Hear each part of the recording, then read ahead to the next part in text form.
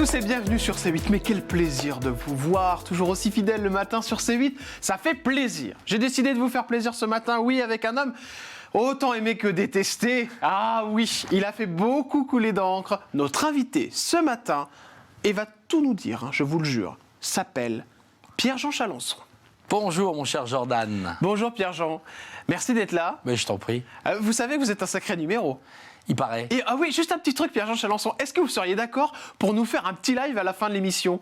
Bah, bien sûr, danser le Chalençon. Oh, on adore, on va se quitter en musique comme on aime. Allez, c'est parti, portrait avec Pierre-Jean Chalençon. Attention, on part tout de suite dans l'enfance. Ah, cher Pierre-Jean, j'ai plein de choses à vous dire. Aïe.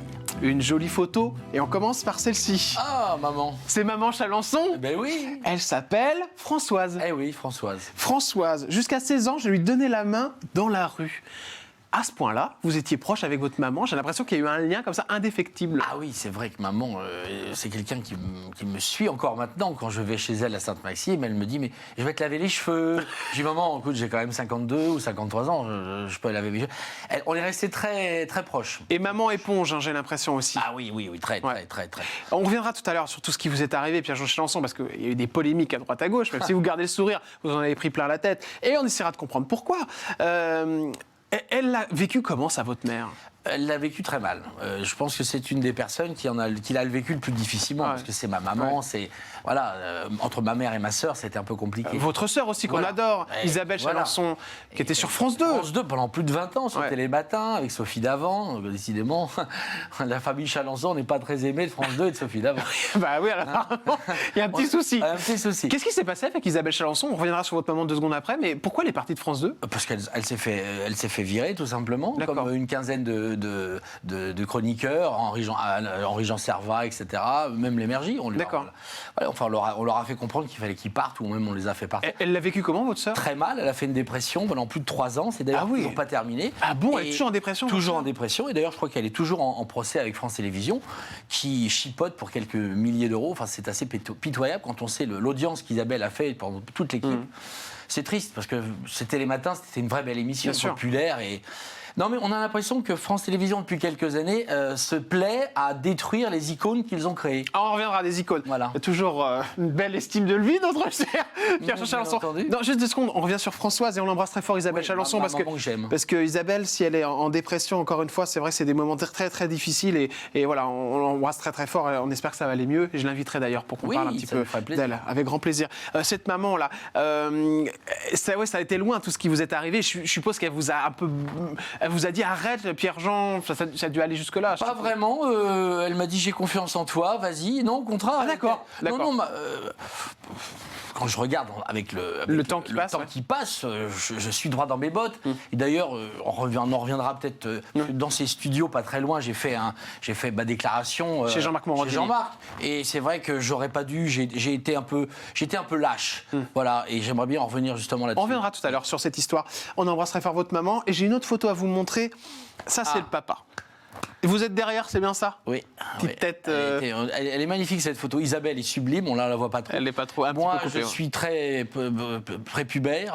Papa, il s'appelle Gérard Chalençon. Et mon papa, ouais. Il est parti en 2020, 27 mars. Ouais. Ça a été un vrai coup dur. Pourtant, vous n'étiez pas si proche que ça, je crois, avec votre père. On a été très très proches, et puis la vie fait qu'il a refait sa vie avec une femme, une personne qui n'était pas forcément la personne que je pensais, elle nous a éloignés de notre père. Ah, c'est la belle-mère qui vous a éloigné. Voilà, elle a fait des dettes, enfin ça a été horrible. D'ailleurs, quand papa est décédé, c'était en plein moment du premier Covid, on n'a pas pu aller... on était ensemble, rappelle-toi ce jour-là. Je me rappelle. Ça a été très dur. En plus, je m'étais fâché avec mon père. Enfin, je m'étais fâché sans être fâché. Vous êtes quitté sur une fâcherie. Sur une fâcherie de quelques années plus tard. Mais c'était quoi cette fâcherie, Pierre-Jean ? À un moment, je considère que quand un enfant a été élevé par ses parents, etc., et c'est plutôt au père d'aider les enfants que le contraire. Et ça allait pas trop, vous aviez besoin de lui. Et voilà. Et donc, à un moment, ça a été compliqué avec son épouse, parce que j'ai appris qu'il s'était marié entre entre-temps, il ne nous l'a pas dit, tu vois. D'accord. Donc, genre, c'était un peu glauque, et donc j'ai pas revu mon père les 7 dernières années de sa vie. On devait se revoir, parce que je voulais le revoir, et puis il n'est pas mort du Covid, mais bon, il est parti un soir, il s'est pas réveillé. Mais bon, c'était compliqué, d'ailleurs. J'en avais parlé à Brigitte Macron, parce que Brigitte m'avait appelé quelques jours après, et je lui dis, mais vous imaginez, Brigitte, je peux même pas aller aux obsèques de mon père. Enfin, quand même, quand on pense à cette histoire... Oui, c'était terrible. C'est sûr que le Covid, c'était terrible. On enchaîne avec l'amour, Pierre-Jean Chalençon. Alors, on ne sait plus avec qui vous êtes. Alors, moi, j'ai plein de photos. Déjà, j'en ai une. Moi non plus. Alors, Charles Trenet. Alors, Pierre-Jean Chalençon, regardez-moi dans les yeux. Vous étiez en couple avec Charles Trenet, oui ou non ? En toute honnêteté, c'était un peu ambigu, on est d'accord. On l'a fait croire pendant des années. C'était notre jeu avec Charles. D'accord. De faire croire. Moi, j'adorais Charles. Charles, c'est un peu comme mon père, mon grand-père. D'ailleurs, il m'appelait son grand-père frère. Vous avez même fait un livre sur lui. J'ai fait un livre et puis on a été tellement proches. Donc ça n'a pas été plus loin que ça. C'était juste vous faisiez croire que vous étiez en couple avec, en fait. C'est pour qu'on l'a fait croire. C'est que ça amusait beaucoup Charles d'être avec un garçon beaucoup plus jeune que lui, qui est rigolo, etc. Et ça amusait beaucoup Charles Aznavour, Jacques Pessis et Henri Veil, le cousin de Simone. On aimait bien les enfumer, quoi. D'accord. Alors, si je peux me permettre, donc vous êtes passé, on peut regarder la photo de Charles Trenet. Donc, en effet, vous êtes plus jeune. Vous êtes passé de cette photo, donc de Pierre-Jean Chalençon et Charles Trenet, donc vous êtes plus jeune, à cette photo. Et alors là, il y a comme un inversement d'épaule. Ah oui. Je trouve qu'il y a une personne qui est plus jeune que vous. Et oui, ça c'est pas normal. Oui, c'est bizarre. C'est absolument anormal. Je sais pas. Ça, c'est votre compagnon. Alors, ça a été votre compagnon. Ça a été un compagnon. On est resté très longtemps ensemble. C'est un garçon que j'adore. Il s'appelle Dragan. Dragan. Mais là, en l'occurrence, vous étiez vraiment avec lui. Oui, c'est un. Les drogues, est-ce que vous y avez touché sincèrement? Oui, bien sûr. Vous y avez touché? Bah oui. Bon, bien sûr. Ça, c'est très honnête. Écoutez, 97% du milieu artistique en a touché. Vous êtes tombé dedans? Non, pas du tout. Ça a été festif? Oui, c'était très festif. C'était quoi? C'était, comment ça s'appelle? La cocaïne. La cocaïne. Et c'était avec la ministre de la culture de Colombie. Ah oui, vous m'avez fait peur, j'ai cru que c'était une Française. Ah non. On va encore avoir des problèmes. Non. C'était parce que j'ai exposé en Colombie en 2014 et le soir de l'inauguration, il y avait le président de la République, il y avait l'ambassadeur de France, il y avait tout le monde et ils ont fait un énorme gâteau à la cocaïne. Voilà, et moi j'ai mangé ce gâteau et j'étais avec un copain à l'époque, ils avaient mis une sorte de ravier, un truc, et moi j'ai cru que c'était du sucre et j'ai commencé à en foutre et on m'a dit non, surtout pas. Ah non, mais c'est vrai cette histoire. C'est véridique. Et mon copain de l'époque qui ne m'embrassait jamais a commencé à m'embrasser. Je dis mais qu'est-ce qui t'arrive? T'es bizarre, t'es pas normal. Ça faisait fou cette cette j'étais histoire. avec lui, il m'embrassait jamais, et là, il incroyable. Et voilà, c'est la fois où j'ai goûté de ce truc, mais voilà, c'était très officiel. D'accord, ok. Incroyable. Mais moi, ça m'a rien fait. D'accord. Alors, c'est pas parce que ça vous a rien fait que c'est pas interdit, évidemment. Ah non, les drogues. Pas en prendre. Mais là, pas c'était officiel, c'était avec les ministres de Colombie. Alors, voilà. Et on continue avec les coulisses de la télé. Alors, Pierre-Jean Chalençon. Oh là là. Bon, première photo, parce qu'il y a tellement de choses. Ah là là. On commence avec ça. Affaire conclue. Tout simplement, Pierre-Jean Chalençon. Ah, elle est jolie, là. Sophie Davant. Elle est jolie, elle est tout le temps jolie, Sophie Davant. Oh là, ah ben voilà. Oui, vous avez fait partie d'Affaires conclues de 2017 à 2020. On reviendra tout à l'heure sur le départ. Juste avant, parlons des années où vous avez été à l'antenne. Ça s'est bien passé, sincèrement, avec Sophie Davant, quand vous y étiez. Moi, j'ai aucun problème avec Sophie. Isabelle, c'est nous. Zaza, ma sœur, connaît Sophie depuis des années. J'ai rencontré Sophie, on s'est toujours très bien entendu, on était très très proches. Je n'ai d'ailleurs jamais eu d'engueulade avec Sophie, même encore aujourd'hui. Je veux dire, la presse a dit beaucoup de choses. Moi, je vois Sophie là tout de suite, dans 10 minutes, je l'embrasse. Vous lui envoyez des messages? Oui, de temps à autre. Elle répond? Alors, là, depuis quelques temps, moi, je n'ai pas eu de ses nouvelles, mais jusqu'à l'année dernière, on s'envoyait des messages, choses comme ça. Moi, j'aime beaucoup Sophie. Elle a coupé les ponts depuis toutes les histoires, depuis les polémiques, tout ça? Pas vraiment. Jusqu'à l'année dernière, on s'est envoyé des messages. Après, elle a sa vie, j'ai la mienne. Bien sûr. Alors ça, ce sont vos acolytes, ex-acolytes. Alors, je reviens juste sur une personne qui s'appelle Julien Cohen, avec les lunettes bleues sur la photo. Là, sur cette photo-là, Julien Cohen est venu nous voir aussi en plateau. Il est incroyable, franchement. J'adore, c'est un garçon fantastique. Et il est très gentil, il a eu des très beaux mots pour vous. Il vous a jamais lâché, vous, quand ça s'est arrêté? Julien Cohen aurait pu être la personne qui, justement, m'aurait lâché. Et c'est le seul de tout, quasiment. 97% des gens de l'émission ne m'ont pas lâché. Ouais. Je parle régulièrement avec tout le monde. Et ils viennent souvent dîner encore chez moi. Ouais.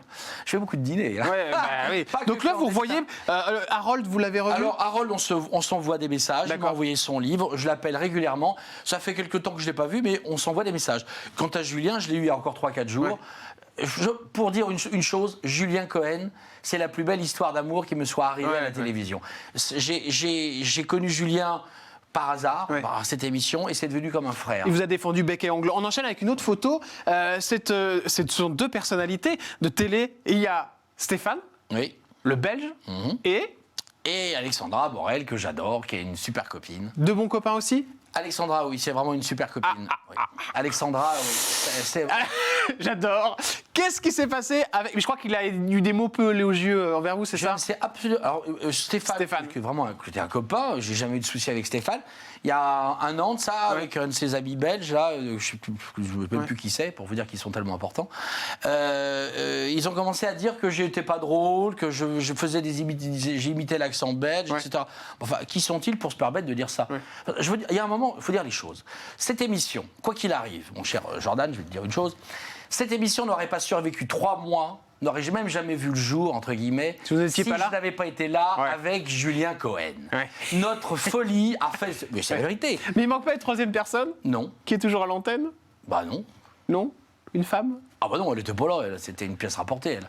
Vous voulez dire Caroline, bon, je sais pas quoi. Pierre-Jean, fait de la mauvaise foi. Vous savez très bien qu'elle fait partie du succès de l'émission, quand même. Ah non, pas du tout. Alors, Caroline Marjorinon fait partie d'aucun succès. C'est plutôt des déroutes. Mais c'est la seule qui est encore là aujourd'hui sur le programme. Oui, enfin, elle sert à rien. Qu'elle soit là ou pas là, on s'en fout. De toute façon, les audiences sont à chier. Mais les audiences sont pas si dégueulasses que ça. Il y a des belles audiences encore. Oui, quand il y a des mauvais programmes en face, effectivement, ils font un pic. Mais à l'époque, non, mais faut dire la vérité. Quand je suis parti, ils ont perdu quasiment entre 700 et 800 000 téléspectateurs jour. Et quand Julien est parti quand il est parti, eh bien, c'était plus d'1 million, 1,2 million.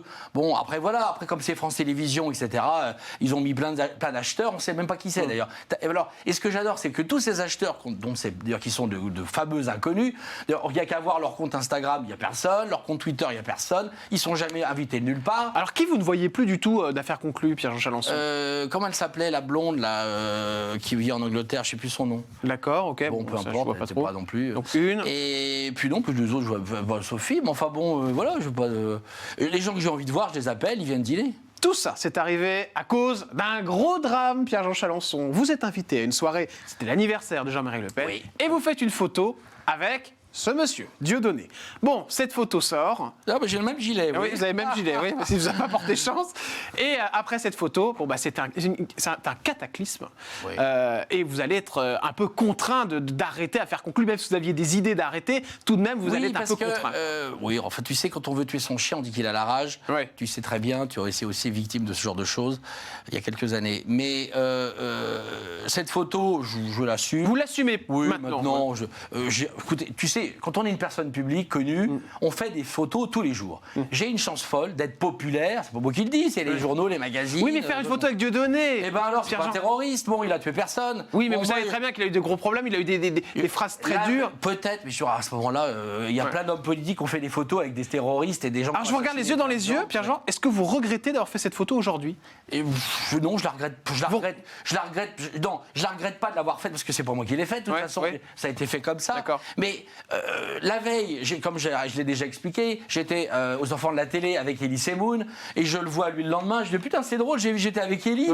Et voilà, alors ils se parlent tout le temps, hein, mais bon après c'est un duo. Voilà. Mais par contre ils sont plus ensemble, c'est vrai qu'ils font plus rien ensemble. Mais moi, d'ailleurs, il me l'a dit. Mais après il vous a attaqué en plus, Dieudonné.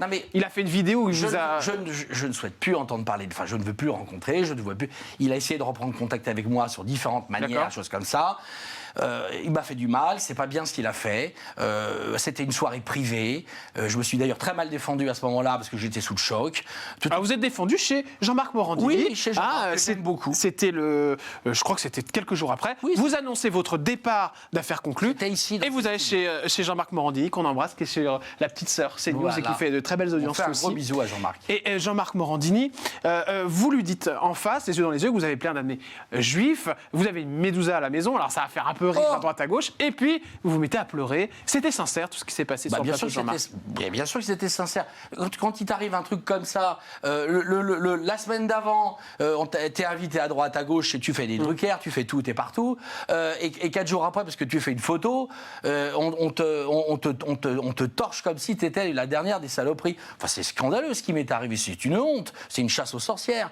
Mais cette photo était un prétexte. J'avais des projets avec Catherine Barma qui, bizarrement, se fait aussi virer quelques temps après. Ouais. On avait, comme l'avait dit Michel Drucker, tu es un garçon extraordinaire, tu as une popularité énorme, tu montes. J'ai créé un peu la panique à France Télévisions, et il y a des gens qui voulaient ma peau parce qu'ils avaient peur que je prenne leur place. Tout simplement, qui avait peur que vous preniez ça? Allez-y, c'est bon. Non, je ne balancerai pas. Mais parce que vous étiez dans quelle mouvance? Vous étiez un petit peu dans la mouvance de Stéphane Bern. Non, c'est pas Stéphane. Alors, non, pas du tout, Stéphane. Donc plutôt copain. Copain, c'est vrai. Alors, non, moi je m'en fie à ce que je vois. Non, Stéphane est un type que j'adore. Il est resté très fidèle. On s'envoie des messages régulièrement. D'accord. Et justement, s'il y a un mec qui m'a, qui vous a descendu. Personne. Non, qui m'a vraiment soutenu, c'est bien Stéphane Bern. C'était quoi, des animateurs qui voulaient votre place? Je pense que c'était des animateurs, la production, choses comme ça. J'avais 2-3 projets importants avec Catherine Barma. Je devais faire une émission de week-end qui devait s'appeler Palais Vivienne. On avait d'ailleurs avec Alexandra Reed, une des patronnes de l'antenne, elle voulait faire ça sur le France 2 replay. Enfin, on était allé très loin. Et je pense que ça a été l'occasion de se dire, bon, Chalençon, il dit ça, il fait ça. Et puis bon, la cerise sur le gâteau, c'est cette merveilleuse Lynn Renaud. Alors Lynn Renaud, c'est la suivante. Voilà, je connais l'histoire par cœur. Ah bah bien entendu. Elle est là. C'est merveilleux. Mais tu sais, c'est merveilleux, Jordan, parce que c'est toute ma jeunesse. Lynn Renaud, vous avez été faire un tweet sur elle et vous lui avez souhaité la mort. Oh, alors, vous dites que c'est ironique, mais évidemment, elle l'a vu, elle l'a très mal pris, et vous savez qu'elle est très soutenue dans le milieu. Et surtout très méchante. Vous dites que Lynn Renaud est responsable de votre éviction. Ah ben oui, je le dis, parce qu'elle s'en est vantée dans tout Paris. Donc moi je m'en fous, tant mieux, au revoir Lynn. Vous aussi, un jour vous partirez, moi je partirai aussi un jour. Mais il y a un moment, le problème de Lynn Renaud, c'est qu'elle regardait l'émission et je faisais beaucoup d'imitations. Elle n'aime pas qu'on fasse des imitations d'elle, elle déteste ça, et ça l'a énervée. Okay. Bon, après quand j'ai fait ce tweet qui était vraiment très rigolo, il n'y avait rien de méchant, c'était très Thierry Léon, je me suis excusé, je l'ai retiré, etc. Mais elle a appelé l'Élysée, elle a fait des dîners en ville, on m'a tout raconté, croyez-moi. Donc œil pour œil, dent pour dent. On se retrouvera un jour ou l'autre. Mais c'est pas très grave. Mais attaquer une dame de cet âge-là, ça se fait pas non plus. La méchanceté n'a pas d'âge. Et la réussite non plus. On peut être un minable de 20 ans et un mec génial de 100 ans. Je fréquente. Alors là, tu peux pas me dire ça. Moi qui a fréquenté Régide, Charles Trenet, Demis Roussos, enfin que des stars, etc. Je suis là. Charles Dumont, qui est quand même aujourd'hui, qui a une carrière un peu plus importante que Madame Lynn Renaud, qui a quand même écrit tous les plus grands scoops, enfin les succès d'Edith Piaf. Est un de mes plus grands admirateurs, si je puis dire. Autre photo, la photo de votre maison, si on peut appeler ça une maison, c'est le Palais Vivienne. Alors ça va vous causer des problèmes lors du Covid. Eh oui, mais c'est une vie incroyable. Hein. Si vous découvrez Pierre Chalençon, c'est Dallas l'histoire. Avec cette histoire de ce chef, Monsieur Christophe Leroy, qui est un chef qui est venu cuisiner avec vous. Et donc du coup, il y a une soirée. Voilà, c'est lui qui est en train de faire les crêpes. Très bon chef. C'était le chef de Johnny Hallyday quand même. C'était le chef de Johnny Hallyday, sauf que le problème, c'est que vous allez faire des soirées lors des fameuses soirées interdites. Moi, je n'ai pas fait de soirée. On va appeler ça des dîners clandestins. Une équipe d'M6 vous filme, ça sort, et alors là, ça fait un pataquès. Des gens viennent devant chez vous au Palais Vivienne, hurler, on voulait votre mort. Ah oui, alors c'est ça qui est merveilleux dans les médias, mon cher Jordan. 1 an avant, j'étais un horrible facho. Il y a 2 ans, j'étais l'ami de la famille Macron et avec tous les ministres venant me demander chez moi. Et puis l'année dernière, c'était avec Zemmour. Heureusement que j'ai pas mis une photo avec Robert Hue, parce que sinon, que je connais aussi, qui est un pote. Ça fait un bout de temps que je l'ai pas vu, mais enfin bon, moi j'aime tout le monde. Je suis une personne gentille. Les questions cachées avec Pierre-Jean Chalençon, c'est maintenant. Quand on s'appelle Pierre-Jean Chalençon, en toute honnêteté, combien on gagnait par mois sur Affaires conclues? Rien. Ah non, c'est pas pareil ça. Vous aviez combien en salaire? On n'avait pas de salaire. Oui, parce qu'ils payaient. En fait, Affaires conclues, c'est un super coup pour la France Télévisions et pour la Warner ou BBC, on ne sait plus ce qu'ils produisent maintenant. À l'époque, au début, on a commencé, on était payé 500 € hors taxe, par fiche de. D'accord. Combien de tournages par jour? Au départ, on faisait 4 émissions. D'accord. Et à la fin, on était à 2000 € par jour. Et on était non, c'était tout compris. C'est-à-dire que c'était une journée de tournage. D'accord. C'était 500 € pour 4 émissions. D'accord. Et après, on l'a monté jusqu'à 6 émissions. Et à la fin, au bout de 3 ans et demi ou 4 ans, j'étais payé 1500 €. Mais on était obligé d'acheter. 1500 € la journée de tournage. La journée, on commençait, je partais de chez moi, il était 8h30 et j'en revenais, il était 20h. Combien de journées de tournage par mois? C'était 8 à 10. Donc 1500 x 10. Voilà, mais. Donc, à peu près 15 000 € par mois. Oui, mais ce n'était pas du net, c'est-à-dire que il fallait diviser par 2 et puis il fallait acheter. Donc en fait, moi j'étais pas marchand, donc en fait je perdais de l'argent. Combien avez-vous gagné au plus fort de votre carrière, Pierre-Jean Chalençon? Par mois? Alors, moi, je n'ai jamais été vraiment salarié. Moi, je suis un saltimbanque. Alors, je suis un saltimbanque qui vit dans un palais. Oui, je me suis pris des crédits, comme tout le monde. Donc, je n'ai jamais gagné beaucoup d'argent. Pierre-Jean Chalençon, combien allez-vous toucher de retraite et êtes-vous pour la loi qui vient de passer? Alors, j'adore cette question. Ouais. Je vais toucher le minimum parce que j'ai pas suffisamment cotisé. J'ai cotisé quand j'étais au début de ma carrière dans l'agroalimentaire, etc. Donc, combien à peu près? Je sais pas, dans les 600 ou 700 €. Vous allez toucher 700 € de retraite? Oui, je pense, mais je m'en fous de ma retraite. J'ai 52 ans, faut que tu me parles de ma retraite. C'est dans 10 ans, hein. Mais je serai pas à la retraite dans 10 ans, moi. 63 ans, c'est pour qui alors? C'est pour les gens qui veulent être à la retraite, mais moi j'ai pas envie d'être à la retraite. Moi je vendrais un tableau, je vendrais une œuvre, je continuerai à chanter, à écrire. On y vient à cette question. Voilà. De combien aujourd'hui en euros est votre patrimoine? J'en ai aucune idée. Alors, pourquoi dire 20 millions d'euros? J'en sais rien. 20 millions de dettes? Non, je rigole. Je la collais. Tu sais, le problème, c'est très embêtant. Toujours les gens me posent des questions. Ouais. T'achètes une voiture, on sait le prix que vaut une voiture. Ouais. Mais combien ça vaut un cheveu de Napoléon ou un slip de Napoléon? Ça, c'est clair, c'est très compliqué. C'est ça le problème. Mais vous n'avez pas une idée à peu près? Non. Alors vraiment, dans les 10 millions d'euros, je suis loin? J'en sais rien, peut-être moins, peut-être plus, j'en sais rien. C'est très compliqué parce que c'est pas des produits manufacturés. Il suffit qu'il y ait un fou qui arrive, comme Bill Gates demain, ou comment il s'appelle, je sais pas, le mec de Tesla, comment il s'appelle? Ne vous inquiétez pas, Elon Musk. Elon Musk, tu vois, je sais même pas qui c'est. Oui. Il va y m'acheter ma collection, mais je veux bien lui vendre. Il paraît que vous n'étiez pas à l'enterrement de Régine. Est-ce que vous pouvez me dire pourquoi? Non, alors j'étais pas du tout. J'étais pas à son enterrement, alors pour plusieurs raisons. C'était votre ami, très bon ami. C'est plus que mon ami, puisque on a été fiancés. Ouais. On a fait une soirée, il y avait 300 personnes avec Marcel Campion. Qu'est-ce qui s'est passé? Écoute, je sais, j'ai fait une sortie chez Morandini. Décidément, Morandini, c'est pas bon pour moi. Excuse-moi, mon chéri, mais pourtant je l'aime beaucoup. Mais en fait, j'ai fait une sortie sur Alain Delon et ça n'a pas plu à Régine. Elle était persuadée que justement le jour de son anniversaire et de nos fiançailles, entre guillemets, c'était des fausses fiançailles, c'était pour déconner. Alain Delon était venu comme ça. En fait, c'est moi qui me suis occupé d'appeler le secrétaire, un ami qui travaille, et j'ai géré toute l'histoire. Et simplement, je l'ai dit, et il m'a toisé. Il était souvent comme ça. Il a été un peu, il m'a pris de haut. Voilà. Bon.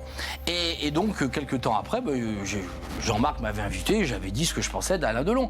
Et donc, elle a vu l'émission, on lui en a dit. Elle s'est énervée. Donc, elle vous a blacklisté de l'enterrement? Non, et du lendemain, on s'envoyait des messages. Quand son frère est décédé, quand mon père est décédé, je lui envoyais des messages. Non, mais vous avez interdit d'enterrement? Je t'interdis de rien du tout. Je partais en Égypte avec Damien pour aller voir près des projets avec le ministre de la Culture égyptienne. Le directeur d'Haute Palais. Voilà, Damien, et je ne pouvais absolument pas être aux obsèques de Régine. Donc ça, c'est un. Deux, je n'y serais de toute façon pas allé parce que la dernière fois où je suis allé au cimetière du Père-Lachaise, au crématorium, c'était pour la crémation de Charles Trenet. Et j'ai fait les cauchemars pendant 5 ans. Et je me suis juré de ne plus jamais y retourner. Mais les gens inventent des trucs, c'est toujours pareil, c'est toujours la fameuse Madame Marjoridon qui s'imagine être la copine de tout le monde alors qu'elle est la copine de personne. C'est quand même hallucinant. Pourquoi elle arrive sur le plateau? Parce que c'est elle qui a été racontée des saloperies concernant sur Régine. Et elle non plus, elle la connaissait pas depuis longtemps, Régine. En attendant, ça l'a pas. Moi, j'aime toujours ces bons donneurs de leçons. Parce que Régine, quand son frère est mort, elle avait plus un rond. Et ils l'ont mis dans un EHPAD dans le 8e arrondissement. Elle était dans un EHPAD? Bien sûr, un truc pour artiste. Elle avait plus son appartement. Ils avaient vendu tous ses biens, etc. Il lui restait rien. Et il y avait plus personne pour aller la voir. Elle aurait pu l'aider un peu, Régine. Moi, je l'aurais pas. Moi, si j'avais été encore avec elle aussi proche, je l'aurais pas laissé. J'aurais fait une soirée, etc. Donc, tous ces gens-là me débectent. Voilà, c'est tout.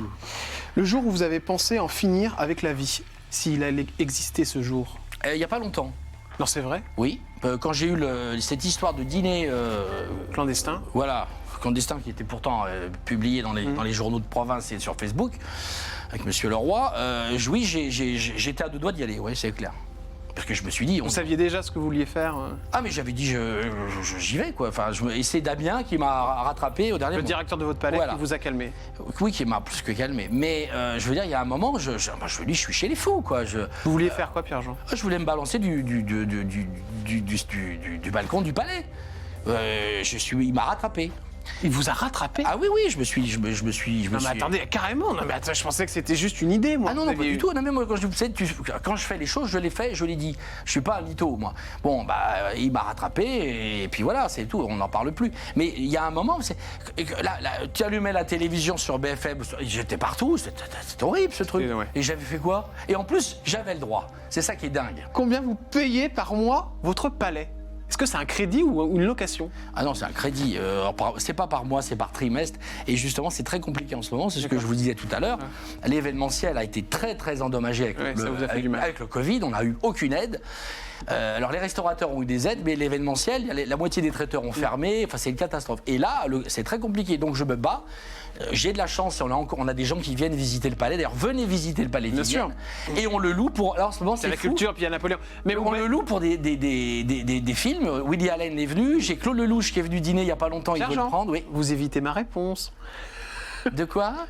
Combien? Ah, je sais pas.